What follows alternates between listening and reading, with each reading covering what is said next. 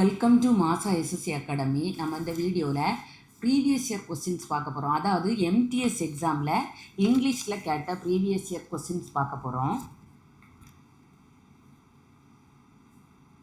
First question,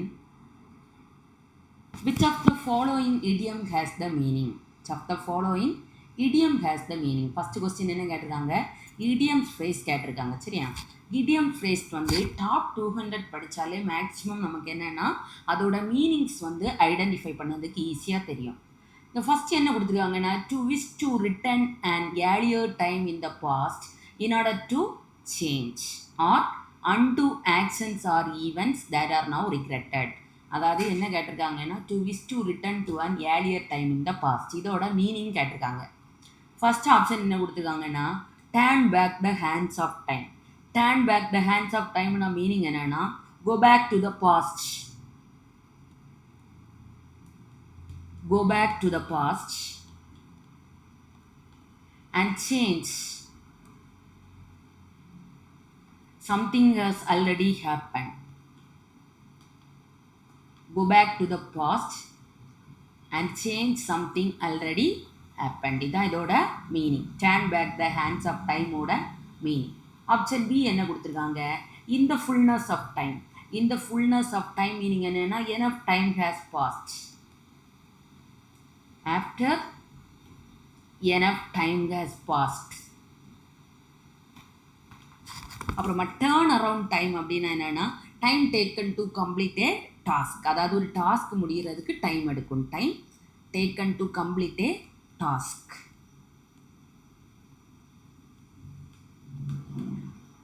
option D என்ன கொடுத்துருக்காங்க, arrive somewhere exactly on the stroke of time. அப்படின்னா exactly specific time, exactly at a specific time. அதாவது question என்ன கொடுத்துருக்காங்க, to wish to return to an earlier time in the past. அப்போ இதுதான் turn back the hands of time, go back to the past and change something already happen. Next, select the correct meaning of the idiom. அதாவது இங்கே even the ஸ்கோராக தான் இடியம், even the score தான் அந்த idiom. Underline பண்ணியிருக்க word. இதோட meaning கேட்டிருக்காங்க, he felt he had to even the score after his rival cheated him. யாரோ ஒருத்தங்க நம்மளை சீட் பண்ணியிருக்காங்க அப்படின்னு சொல்லியிருக்கு. ரைவல். ஃபர்ஸ்ட் ஆப்ஷன் என்ன கொடுத்துருக்காங்க, to avenge even the score அப்படின்னா அந்த இடியமோட மீனிங் என்னன்னா பழி வாங்குதல். ஈவன் த ஸ்கோர் இடியமோட தமிழ் மீனிங், இடியம்னா என்னது, மரபு சொற்கள். இடியம்னா மீனிங் என்னது, மரபு சொற்கள். இங்கே ஈவன் த ஸ்கோர் அப்படின்னா அதோட தமிழ் மீனிங் என்னன்னா பழி வாங்குதல். யாரோ ஒருத்தங்க ஒன்று செஞ்சாங்கன்னா திருப்பி அவங்கள்ட்ட revenge எடுக்கக்கூடியதுதான். To avenge a wrongdoing, to gain a point from a specific situation, to obtain points equal to the opponent, to be at a distance from which goal can be scored. இதெல்லாமே எனது குறிப்பிட்ட ஒரு சிச்சுவேஷனை பற்றி சொல்லியிருக்கு. ரெண்டு பேருமே சேமாக இருக்கணும், ஈக்குவல் ஆப்பனண்ட்டை பற்றி சொல்லியிருக்கு.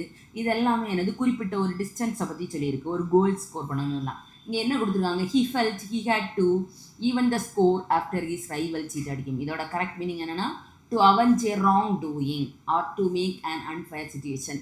யாராவது ஒன்று பண்ணாங்கன்னா திருப்பி அதே மாதிரி அவங்களுக்கு பண்ணி அந்த சிச்சுவேஷனை ஈக்குவல் ஆக்குறது. Next, third question, select the option with the correct spelling. அதாவது இங்கே கொடுத்துருக்க ஒரு 4 ஆப்ஷன் கொடுத்துருக்காங்க. இதில் ஒரு வேர்டு வந்து கரெக்ட் ஸ்பெல்லிங்காக இருக்குது, அதை கண்டுபிடிக்க சொல்லியிருக்காங்க.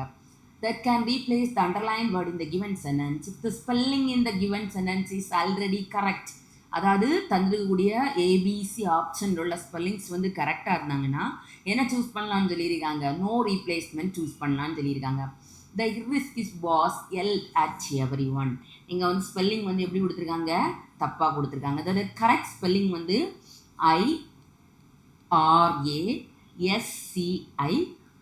IRASCIBLE. இர்ராசிபிள் அப்படின்னா மீனிங் என்னென்னா வெறித்தனமான அப்படின்னு அர்த்தம். இர்ராசிபிள்னா மீனிங் வந்து என்னென்னா வெறித்தனமான. இப்போ இங்கே இதான் ஆப்ஷன் என்ன தான் correct, C. Next, fourth question, there are 4 underlined words. அதாவது இந்த சென்டென்ஸில் இருக்கிற 4 அண்டர்லைன் வேர்டு கொடுத்துருக்காங்களா. ஒன் ஆஃப் தம், ஒன்று வந்து எப்படி இருக்குது, மிஸ்பெல்ட்டாக இருக்குது, தப்பாக இருக்குது. சூஸ் த ஆப்ஷன், இதில் எது மிஸ்பெல்ட்டாக இருக்குதுன்னு சூஸ் பண்ண சொல்லியிருக்காங்க. ரிமார்க்கபிள் ஸ்பெல்லிங் வந்து கரெக்டாக இருக்குது. டிவைடன் ஸ்பெல்லிங் வந்து கரெக்டாக இருக்குது. அப்புறமா ஷேர் ஹோல்டர்ஸோட ஸ்பெல்லிங் வந்து எப்படி இருக்குது? கரெக்டாக இருக்குது. ஷேர் ஹோல்டர் ஸ்பெல்லிங் வந்து கரெக்டாக இருக்குது. வொலட்டிலிட்டி மட்டும்தான் எனது ஸ்பெல்லிங் வந்து மிஸ்டேக்காக இருக்குது. இதோட கரெக்ட் ஸ்பெல்லிங் VOLATILITY. அப்போ கரெக்ட் ஆன்சர் இந்த ஆப்ஷன் டி. டிக்ஷனரியில் கொஞ்சம் புது நியூ வேர்ட்ஸ் எல்லாம் படிக்கும்போது ஸ்பெல்லிங்கோட பார்த்தா உங்களுக்கு இந்த மிஸ்பெல்ட் வேர்டு வந்து போடுறதுக்கு ஈஸியாக இருக்கும். Choose the misspelt word from the given options. இதுவுமே மிஸ்பெல்ட் வேர்டு தான். டிபெண்டன்ஸ் ஸ்பெல்லிங் கரெக்டாக இருக்குது. ரெட்ரிபியூஷன் ஸ்பெல்லிங் வந்து கரெக்டாக இருக்குது. கொனோட்டேஷன் ஸ்பெல்லிங் வந்து கரெக்டாக இருக்குது. இக்னோரியாமஸ்ன்னு இருக்குது. இக்னோரியாமஸில் இதோட கரெக்ட் ஸ்பெல்லிங் வந்து இக்னோராமஸ். இக்னோராமன்ஸ்னால் தமிழில் என்ன சொல்லுவாங்கன்னா மூடன் அப்படின்னு சொல்லுவாங்க. ஸ்பெல்லிங் வந்து என்னது? IGNORAMUS. அப்போ ஆப்ஷன் டி தான் என்னது correct. Next question. Choose the word that is most opposite in meaning to depth. டெப்த்துன்னு உள்ள வேர்டுக்கு ஆப்போசிட் கேட்டிருக்காங்க. தெரியா? டெப்த்துனா மீனிங் என்னென்னா ரொம்ப ஆழமாக இருக்கிறது. டெப்த்துனா மீனிங் என்னது? ஆழம். I would like to have discussed it in more depth. அதாவது ஒரு விஷயத்தை இன்னும் ரொம்ப டீப்பாக ரொம்ப ஆழமாக நான் வந்து என்னது டிஸ்கஸ் பண்ண விரும்புகிறேன் அப்படின்னு சொல்லிட்டு சொல்கிறது. ஸ்ட்ரென்த்னா மீனிங் என்னது? பவர். நம்மகிட்ட இருக்கக்கூடிய வலிமையை தான் வந்து என்னன்னு சொல்லுவோம்? ஸ்ட்ரென்த். அபியஸ் அப்படின்னா மீனிங் என்னன்னா பள்ளம், ரொம்ப பெரிய ஒரு பள்ளம், ஆழமாக இருக்கிறது. அதான் வந்து என்ன சொல்லுவோம்? அபியஸ். ப்ரொஃபவுண்டிட்டி அப்படின்னாலும் என்னதான்? கிரேட் டெப்த், ரொம்ப ஆழமாக இருக்கிறது. ப்ரொஃபண்டிட்டினாலும் என்னதான்? கிரேட் டெப்த், ரொம்ப ஆழமாக இருக்கிறது. ஷாலோனஸ் அப்படின்னா மீனிங் என்னன்னா ஆழமின்மை, ஆழம் இல்லாமல் இருக்கக்கூடியதான் வந்து என்னன்னு சொல்லுவாங்களா? ஷாலோனஸ். அப்போ டெப்த்தோட ஆப்போசிட் வேர்ட். டெப்த்தோட மீனிங் என்னது? ஆழமாக இருக்கிறது. அதோட ஆப்போசிட் கேட்டிருக்காங்க என்னது? Shallowness. Next, choose the word that is the antonym of stingy. Stingy அப்படின்னு உள்ள வேர்டோட ஆப்போசிட்டை கேட்டிருக்காங்க. ஸ்டிஞ்சி அப்படின்னா மீனிங் என்னதுன்னா மிஸ்ஸர், கஞ்சத்தனமாக இருக்கிறது. எதுவுமே யாருக்குமே கொடுக்காம வச்சுருப்பாங்க இல்லை, அவங்கள தான் வந்து என்னன்னு சொல்லுவாங்களா? ஸ்டிஞ்சி. பிட்டர் மீனிங் என்னன்னா கசப்பு, சோர். ஜெனரஸ் அப்படின்னா மீனிங் வந்து என்னன்னா ரொம்ப தாராளமாக கொடுக்குறது. தாராள பிரபுன்னு சொல்லுவாங்க இல்லை, தனக்கு இல்லாட்டாலும் எல்லாமே அடுத்தவங்களுக்கு கொடுக்குறது. அதான் வந்து என்னன்னு சொல்லுவோம்? ஜெனரஸ். பெனிவோலண்ட் அப்படின்னு சொல்லுவோம். பெனிவோலண்ட், கைண்ட். மிசோலினாலும் என்னதான்? கஞ்சன். மிசோலினாலும் மீனிங் என்னதான்? ஸ்டிஞ்சி. கஞ்சன் அப்படின்னா என்னது? Unwilling to share. இருக்க எதையுமே என்னது? அடுத்தவங்களுக்கு கொடுக்கறதுக்கு மனசு இல்லாமல் இருக்கிறது. Unwilling to share. Option D என்ன கொடுத்துருக்காங்க? பார்சிமோனியஸ். ஆப்ஷன் டி என்ன கொடுத்துருக்காங்க? பார்சிமோனியஸ்னால என்னன்னா ரொம்ப சிக்கலாக இருக்கிறது, வெகு சிக்கனமான, ஒன்றுமே சாப்பிடாம எல்லாமே காசையே சேகரித்து வச்சுட்டு இருப்பாங்களா, அதுக்கு தான் வந்து என்னன்னு சொல்லுவாங்கன்னா பார்சிமோனியஸ் அப்படின்னு சொல்லுவாங்க. அப்போ ஸ்டிஞ்சி இந்த வேர்டோட ஆப்போசிட் வேர்டு என்னது? ஜெனரஸ். நெக்ஸ்ட்,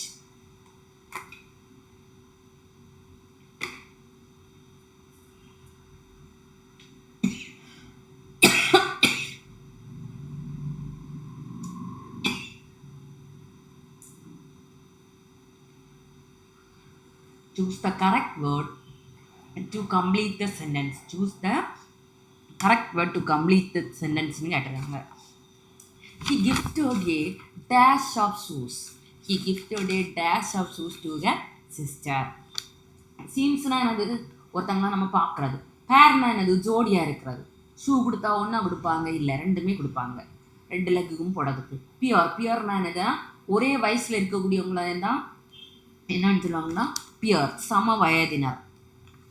பியர் அப்படின்னா ஒரு ஃப்ரூட், ஒரு டைப் ஆஃப் ஃப்ரூட்டை தான் வந்து என்னன்னு சொல்லுவோம்? Pier. He gifted a pair of shoes. ரெண்டுமே ஜோடியாக கொடுக்கும்போது என்னதான் சொல்லணும்? pair of shoes. Next, choose the most suitable. அடுத்த கொஸ்டின் என்ன கேட்டிருக்காங்கன்னா ஒன் வேர்ட் சப்ஸ்டியூஷன் கேட்டிருக்காங்க. என்ன கேட்டிருக்காங்க? One word substitution. A person who analyzes handwriting to infer a person's character. அதாவது ஹேண்ட் ரைட்டிங்கை அனலைஸ் பண்ணி ஒருத்தங்களுக்கு கேரக்டரை கண்டுபிடிக்கக்கூடியவங்கள என்ன சொல்லுவாங்கன்னு கேட்டது. ஃபர்ஸ்ட், கேலிகிராஃபர் அப்படின்னா அழகான கையெழுத்தாளர். கேலிகிராஃபர்னா அழகான கையெழுத்தாளர். கேலிகிராஃபர்னா என்னது? அழகான கையெழுத்தாளர். அதாவது ஆப்ஷன் ஏவோட டெஃபினிஷன் என்னென்னா someone skilled in beautiful handwriting. Someone skilled, ரொம்ப ஹேண்ட் ரைட்டிங் வந்து அழகாக எழுதுறதுல ரொம்ப ஸ்கில்டாக இருப்பாங்க. Beautiful, someone skilled in beautiful handwriting. Option B என்ன கொடுத்துருக்காங்கன்னா கிராஃபாலிஸ்ட். கிராஃபாலிஸ்ட் மீன்ஸ் கையெழுத்து பகிப்பாளர். கையெழுத்தை பார்த்தே அவங்களோட கேரக்டர் எப்படின்னு எல்லாத்தையும் கண்டுபிடிக்கக்கூடியவர் பகுப்பாய்வாளர்.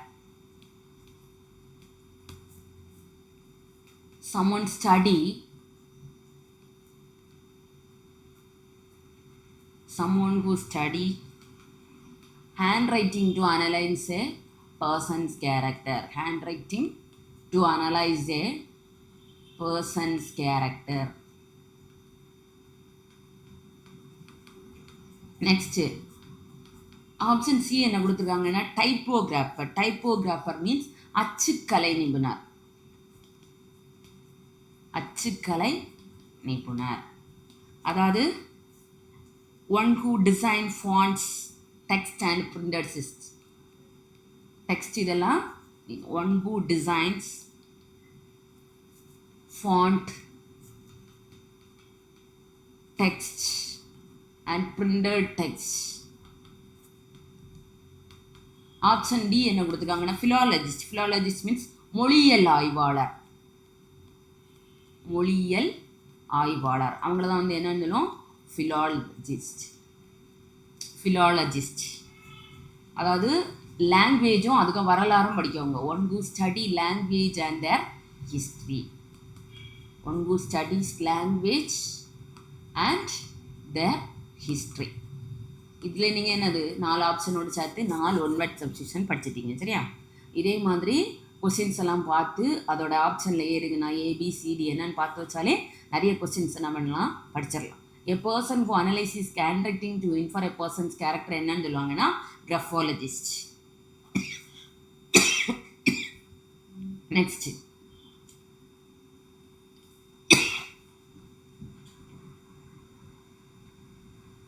choose the most suitable one-word substitution for the following. A person of unconventional and slightly strange views or behavior.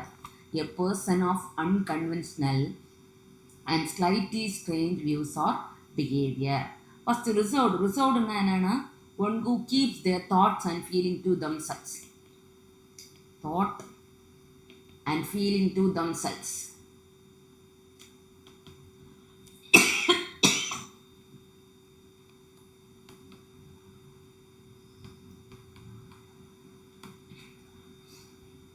அவங்களுக்குள்ளேயே எல்லா கருத்தையும் வந்து வச்சிருக்கிறது. ஈகோயிஸ்டிக் அப்படின்னா செல்ஃப் சென்டர்டு, எல்லாமே தனக்குன்னு வச்சிருக்கிறது.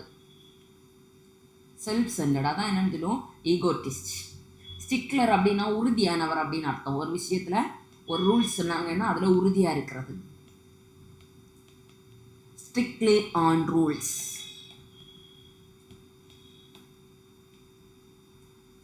எசன்ட்ரிக் அப்படின்னா someone who behaves in unusual, ஏற்கனவே இருக்க பழக்கத்தை விடையும் கொஞ்சம் வித்தியாசமாக வந்து பிஹேவ் பண்ணுறது, விசித்திரமான. இங்கே என்ன கேட்டிருக்காங்க, a person of unconventional and slightly strange views, அதாவது அவங்களுடைய மாற்றம் கொஞ்சம் வித்தியாசமாக இருக்கக்கூடியதை என்னன்னு சொல்லுவாங்கன்னு சொல்லியிருக்கு, eccentric. Next, which of the following options is the most suitable conversion of the following sentence into passive voice? அதாவது இந்த கொடுத்துருக்கூடிய சென்டென்ஸை எதில் மாற்ற சொல்லியிருக்காங்கன்னா பாசிவ் வாய்ஸில் மாற்ற சொல்லியிருக்காங்க. First, someone is bound to detect your presence. First வந்து நம்ம எங்கள் லாஸ்ட் இருக்கக்கூடிய ஆப்ஜெக்டை தான் ஃபஸ்ட்டு சப்ஜெக்டாக எழுதுறோம். your presence correct. அப்புறம் இஸ் பவுண்ட் அப்படியே எழுதியது. இங்கே வந்து என்னது ராங். அதுக்கு அடுத்து எழுதிட்டே இல்லை. அப்போ இது வந்து என்னது ராங். இங்கே எவ்ரி ஒன் உள்ளது நம்ம யூஸ் பண்ணவே மாட்டோம். அப்போ இந்த ஆப்ஷனும் wrong. Your presence is bound கரெக்டாக எழுதிருக்கோம். அப்புறம் டு வந்து என்னது இன்ஃபினிட்டிவ் ஃபார்ம். டு வந்து என்னது இன்ஃபினிட்டிவ் வேர்ப். இன்ஃபினிட்டிவ் வேர்ப் வந்துருந்துன்னா டு இருக்கும், அதுக்கு அடுத்து நம்ம என்ன யூஸ் பண்ணணும்னா பி யூஸ் பண்ணணும். வேர்பு வந்து தேர்ட் ஃபார்மில் இருக்கும். இன்ஃபினிட்டிவ் இருந்துன்னா டூ இருக்கும், பி இருக்கும், ப்ளஸ் வெர்பு வந்து தேர்ட் ஃபார்ம் இருக்கும். கொஸ்டின் ஸ்டார்ட் பண்ணும்போது சப்ஜெக்ட் வந்து சம் ஒன் நோ ஒன்னு இருந்தால் பேசிவ் வாய்ஸில் அதை ஒமிட் பண்ணணும். நோட் பண்ணிக்கிடுங்க. கொஸ்டின் வந்து ஸ்டார்ட் பண்ணும்போது சம் ஒன் நோ ஒன்று இருந்ததுன்னா ஆக்டிவ் வாய்ஸில் இருக்கும், ஆனால் பேசிவ் வாய்ஸில் எழுதும்போது அதை யூஸ் பண்ணணும். அப்போ your presence is bound to infinitive இருக்குது, அதுக்கு அடுத்து என்ன யூஸ் பண்ணணும் பி யூஸ் பண்ணணும். டிடெக்டோட தேர்ட் ஃபார்ம் என்னது டிடெக்டட். Option A correct. இங்கே எப்படி யூஸ் பண்ணியிருக்காங்க தேர்ட் ஃபார்ம் யூஸ் பண்ணலை. புரிஞ்சுதா? இன்ஃபினிட்டிவ் வந்துருந்ததுன்னா அதுக்கு அடுத்து பி இருக்கும், ப்ளஸ் வெர்பு எப்படி எழுதணும் தேர்ட் ஃபார்மில் எழுதணும். சம் ஒன் நோ ஒன் வந்துன்னா பேசிவ் வாய்ஸில் யூஸ் பண்ணாண்டாம். Next again passive voice. Which of the following options in the most suitable conversion of the following sentence into passive voice? Don't you teach science to 5th graders? இது ஒரு interrogative கேட்டிருக்காங்க தெரியா, question இதில் கேட்டிருக்காங்க. இங்கே don't இருக்கு, நெகட்டிவில் கேட்டிருக்காங்க. Simple presence two இருந்துன்னா என்ன யூஸ் பண்ணணும்னா ஈஸு, டஸ் இருந்துன்னா என்ன எழுதலாம் ஆர் எழுதலாம். அப்போ இங்கே டோன்ட் இருக்குது, அப்போ நம்ம இங்கே என்ன எழுதணும் இஸ்ன்னு எழுதணும். இஸ்ன்னு எழுதுவோம். அப்புறம் வந்து என்னது ஆப்ஜெக்ட் எழுதணும். ஆப்ஜெக்ட் இங்கே வந்து என்னது சயின்ஸ் எழுதுவோம். அப்புறம் என்னது தேர்ட் ஃபார்ம் வேர்பு ஆப்ஜெக்ட் எழுதுவோம். அப்புறம் வந்து டீச்சோட தேர்ட் ஃபார்ம் தான் என்னது தாட். தேர்ட் ஃபார்ம் வேர்பு என்னது தாட். பை பாசிவ் வாய்ஸுக்கு பை ஆட் பண்ணுவோம். அப்புறம் என்ன எழுதுவோம் சப்ஜெக்ட் எழுதுவோம். சப்ஜெக்ட்டுங்க என்னது யூ. அப்புறம் கொஸ்டினில் இருக்குது டு 5th graders. இங்கே பாருங்கள் ஃபஸ்ட் ஒன் டோன்ட் சயின்ஸ்னே இருக்குது, டோன்ட் சயின்ஸ்னு யூஸ் பண்ண மாட்டோம். இங்கேயே நெகட்டிவில் இருக்குது, அப்போ எப்படி தான் எழுதுவோம் நெகட்டிவில் தான் இருக்கும். டூ சயின்ஸ்னு எழுத மாட்டோம். அப்புறம் எப்படி டிட் வந்து எங்கே தான் யூஸ் பண்ணுவோம் பாஸ்ட்டுக்கு தான் யூஸ் பண்ணுவோம். இங்கே டூ இருக்கனால என்னென்ன எழுதணும் ஈஸியாக எப்படி ஆப்ஷனை கண்டுபிடிக்கலாம். Isn't science taught by you to 5th graders? Next, which of the following options in the most suitable conversion of the following sentence into active voice? அதாவது இவ்வளோ நேரம் 2 கொஸ்டின் எப்படி கேட்டிருந்தாங்க பேசிவ் வாய்ஸில் கேட்டிருந்தாங்க. இனி இந்த கொஸ்டின் எப்படி எழுத கேட்டிருக்காங்க ஆக்டிவ் வாய்ஸில் எழுத கேட்டிருக்காங்க. என்ன வாய்ஸில் எழுத கேட்டிருக்காங்க ஆக்டிவ் வாய்ஸில் எழுத கேட்டிருக்காங்க. Let the theme of the novel be kept a secret. அதாவது பேசிவ் வாய்ஸில் கொடுத்துருக்காங்க. Let the theme of a novel அப்படின்னு சொல்லிட்டு எப்படி கொடுத்துருக்காங்க பேசிவ் வாய்ஸில் கொடுத்துருக்காங்க. இதை நம்ம ஆக்டிவ் வாய்ஸில் மாற்றணும். இங்கே கவனிங்க, ஒரு கமாண்ட் இல்லைன்னா ஆர்டர் ஆட்டு இதை வந்து கொடுத்துருக்காங்க, ரிக்வஸ்ட் ஆட்டு கொடுத்துருக்காங்க. கெப்டுன்னு இருக்குது தேர்ட் ஃபார்மு பேசிவ் வாய்ஸுக்கு தான் தேர்ட் ஃபார்ம் எழுதுவோம். இங்கே எழுதும்போது எப்போவுமே என்ன தான் எழுதணும் வேர்ப் வந்து ஃபர்ஸ்ட் ஃபார்மில் தான் இருக்கும் கொஸ்டின் எழுதும்போது. அப்போது கீப். அடுத்து அதோட object the theme of the novel a secret. Keep the theme of a novel a secret. இங்கே கெப்டை யூஸ் பண்ண மாட்டோம், கீப் தான் யூஸ் பண்ணுவோம். அப்போ அதான் என்னது correct option.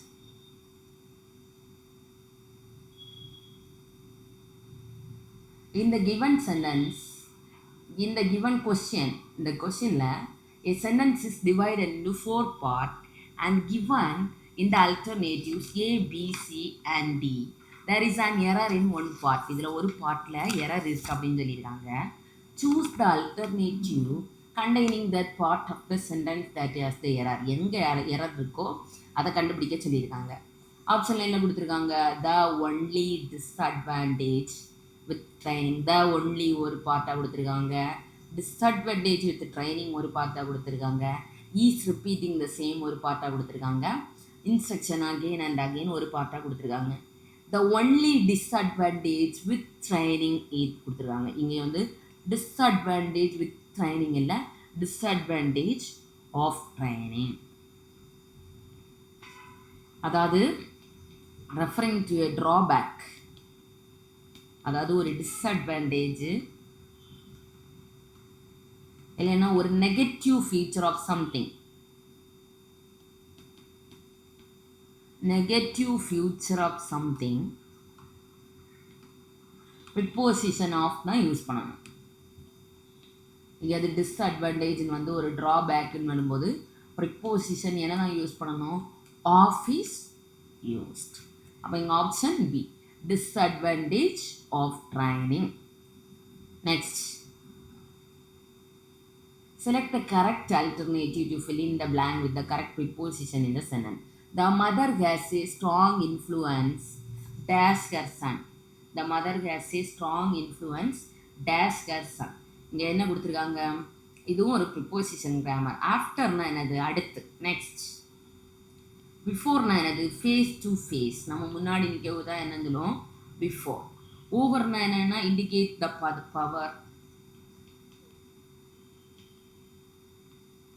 indicate the power or control someone,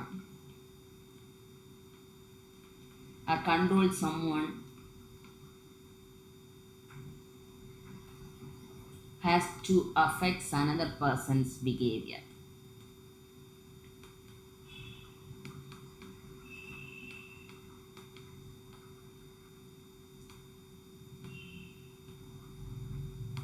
அதாவது ஆஃப்டர்னா நெக்ஸ்ட்டு, பிஃபோர்னா என்னது? ஃபேஸ் டு ஃபேஸ், முன்னாடி இருக்கிறது. ஓவர் அப்படின்னா இண்டிகேட் த பவர், இல்லைன்னா control someone, has to affect, இன்னொருத்தங்க மேலே ஒரு கண்ட்ரோலுக்கு வச்சுருக்காது. பிலோ அப்படின்னா என்னது? லோவர் தான், ரொம்ப குறைவாக இருக்கிறதுக்கு தான் என்ன யூஸ் பண்ணுவோம்? Below.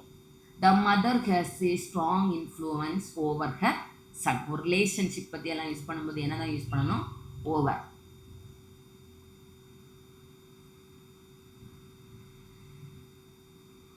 A part of the following sentence is underlined. Choose the option which can replace the underlined part to improve the sentence. Option A, B and C are not found suitable. Choose an option D. அதாவது ஏபிசியில் எந்த ஒரு மிஸ்டேக்ஸுமே இல்லைன்னா என்ன பண்ணலாமா? Option D, no improvement record பண்ணலாம் அப்படின்னு சொல்லிட்டு சொல்லியிருக்காங்க. The director stated that the proposed policy was in accordance to the guidelines issued by the administrative department. இங்கே என்ன கொடுத்துருக்காங்க? accordance to the guideline கொடுத்துருக்காங்க. இங்கே the director ஒருத்தங்களை பற்றி அக்கமைன் பண்ணி சொல்லியிருக்காங்க. state the proposed policy was in accordance to the, இங்கே இந்த to the வராது, accordance with the guidelines.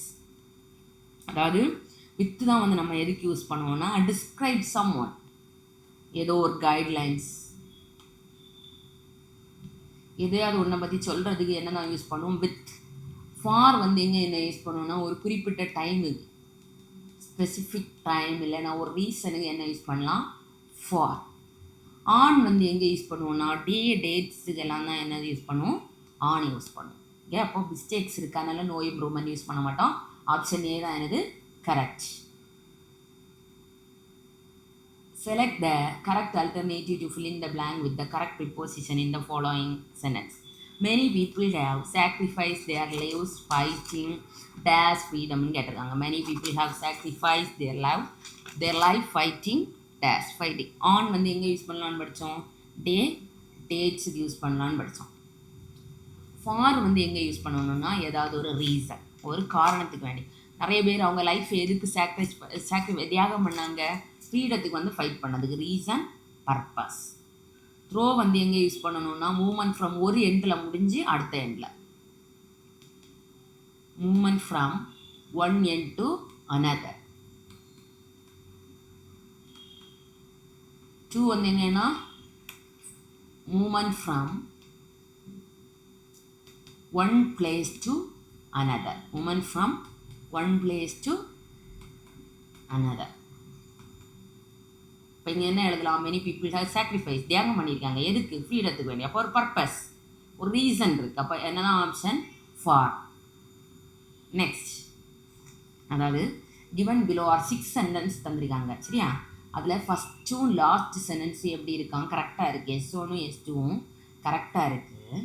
ஃபஸ்ட்லேயும் லாஸ்ட்லேயும் இருக்குது. அதர் 4 சென்டென்ஸ் வந்து ஜம்பிள்டாக இருக்குது. ஜம்பிள்டாக என்னது? மாறி மாறி சேஞ்ச் ஆகிருக்கு, சரியா? பிஏல இருக்கும், அந்த மாதிரி கொலாப்ஸ் ஆகிருக்கு ஏபிசிடின்னு. இதை கரெக்டாக ரீஅரேஞ்ச் பண்ணி ஜாயின் பண்ணி எழுத சொல்லியிருக்காங்க. இங்கே என்ன கொடுத்துருக்காங்க? soon the house became silent.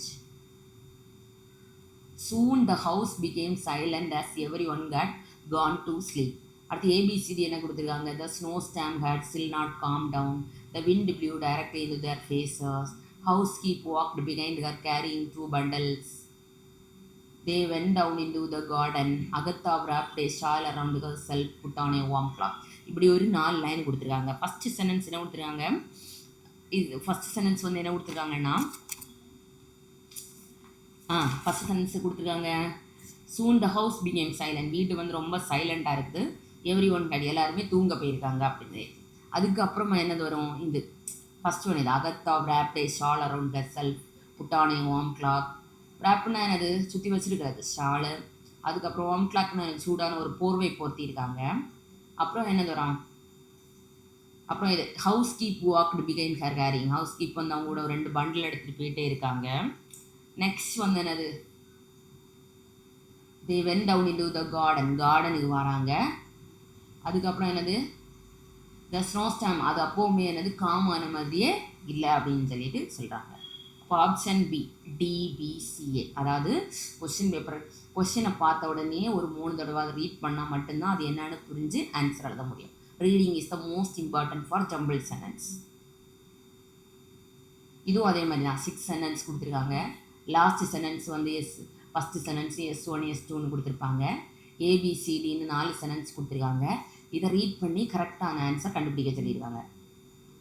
First என்ன கொடுத்துருக்காங்க, Isabella kissed his hand and gave one farewell leaving the padre and Marco to share it. அடுத்து ஒரு 4 கொடுத்துருக்காங்க.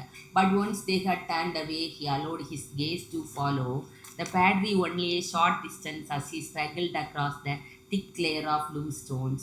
எப்படி ஒரு பேராகிராஃப் கொடுத்துருக்காங்க. அதுக்கப்புறம் who had turned right and began climbing the heights. At her feet stretched the marina, a steep rock towered just before the path vanished behind the tall walls. இப்படி ஒரு 4 sentence கொடுத்துருக்காங்க. இதை ரீட் பண்ணி எது first வரும்னு கண்டுபிடிக்கணும். First இது Marco however took no part.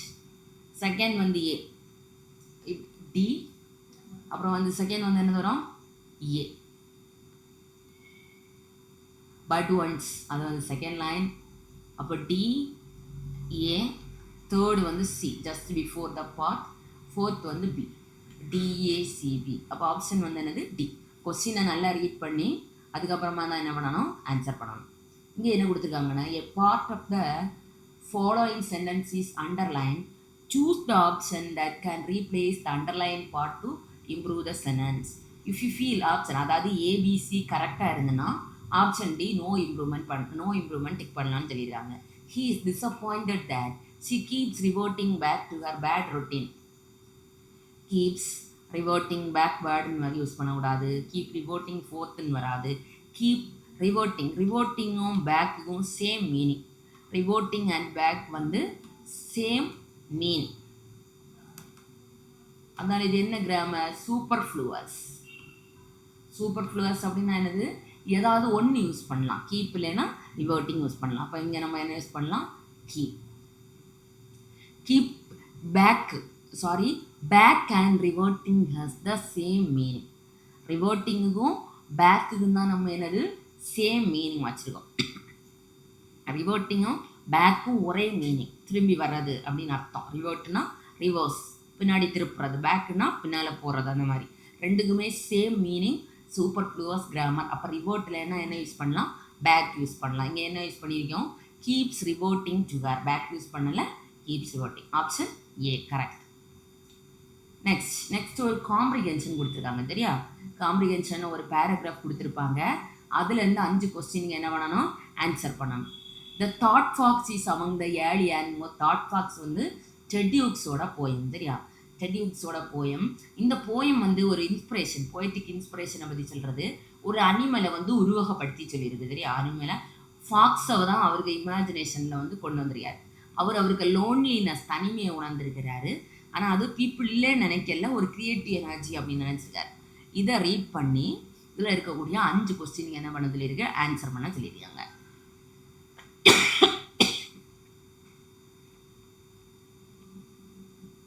What does the fox represent in Ted Hughes poems? Ted Hughes poemல ஃபாக்ஸ் வந்து எப்படி ரெப்ரசன்ட் பண்ணியிருக்கீங்க, அந்த ஃபாக்ஸை வந்து அவர் எப்படி கொடுத்துருக்காருன்னா ரொம்ப இமேஜின் பண்ணி கொடுத்துருக்காரு. க்ரியேட்டிவாக அவருக்கு இன்ஸ்பிரேஷனாக எடுத்துருக்காரு போய்ட்டோட மைண்டில். சரியா, gradually developing imagination and creative inspiration in மைண்டாட்டு கொண்டு வந்திருக்காரு. எதை, த ஃபாக்ஸை.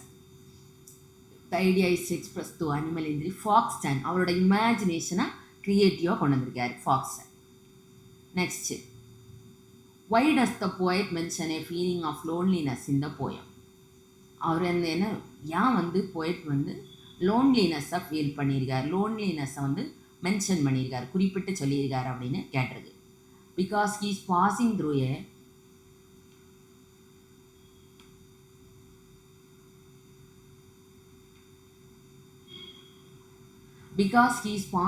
ஏ phase of creative.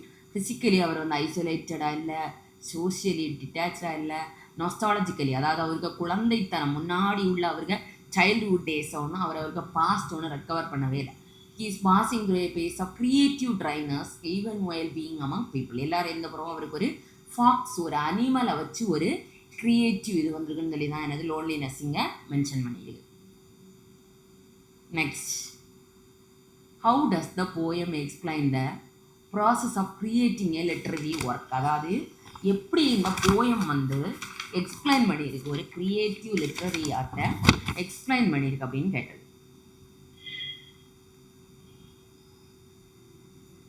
By suggesting poem are continuous ஃப்ளோவாக எழுதினால இல்லை, மெக்கானிக்கல் பேட்டர்னில் இல்லை. இந்த போயத்தை எப்படி பண்ணியிருக்குன்னா, போயட் வந்து how does the poem Ted ஹியூக்ஸோட இந்த தாட் ஃபாக்ஸ் போயத்தை அவர் இன்ஸ்பிரேஷனாக எடுத்திருக்காரு. அதாவது பீஸ் பை பீஸ் அது ஒரு கம்ப்ளீட் ஐடியா, ஒரு சின்ன சின்ன இதாக தான் ஒரு கம்ப்ளீட் ஐடியா ஃபார்ம் பண்ணியிருக்குன்னு சொல்லியிருக்கு. அதான் இதோட creating a literary work.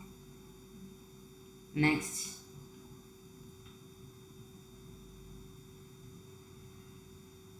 What role does animal imagery play in the thought fox? It expresses the, அதாவது what role does animal imaginary, அதாவது தாட் ஃபாக்ஸில் அவர் அந்த அனிமலை எப்படி உருவப்படுத்தி சொல்லியிருக்காருன்னா, அப்ஸ்ட்ராக்ட் பொயட்டிக், அதாவது ஒரு கிளியரான ஒரு பிக்சர் ஆட்டை வந்து உருவப்படுத்தி சொல்லியிருக்காரு அந்த ஃபாக்ஸை. It expresses the abstract idea of poetic inspiration ஆட்டு கொடுத்துருக்காரு.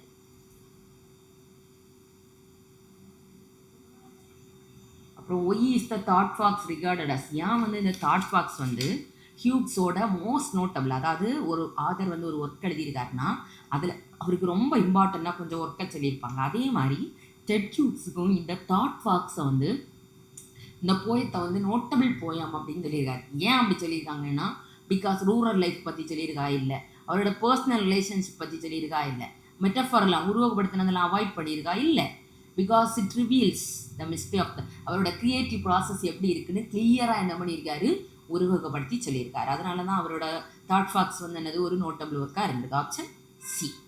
தேங்க்யூ ஃபார் வாட்சிங்.